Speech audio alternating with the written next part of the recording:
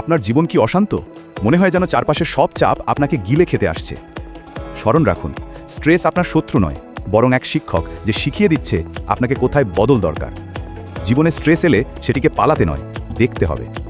তাহলে চলুন জেনে নিই 5টি সহজ কিন্তু গভীর উপায় যা স্ট্রেসের সেই শিক্ষা বুঝতে ও কাটিয়ে উঠতে সাহায্য করবে। প্রথমে, শ্বাসের প্রতি সচেতন হন। ধীরে শ্বাস নিন, ছেড়ে দিন। মনে রাখুন, শ্বাসই জীবনের মূলে। দ্বিতীয়ত, প্রকৃতির সান্নিধ্যে যান।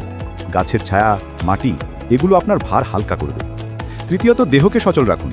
হালকা যোগাসন বা হাঁটা মনের অস্থিরতা দূর করবে। চতুর্থত, কৃতজ্ঞতা চর্চা করুন। যা আছে সেটার কদর করুন। স্ট্রেসের শিকড় তখনই আলগা হবে। পঞ্চমত, নিজের অন্তরে তাকান। সমস্যা আসলে বাইরে নয়, আমাদের ভেতরে।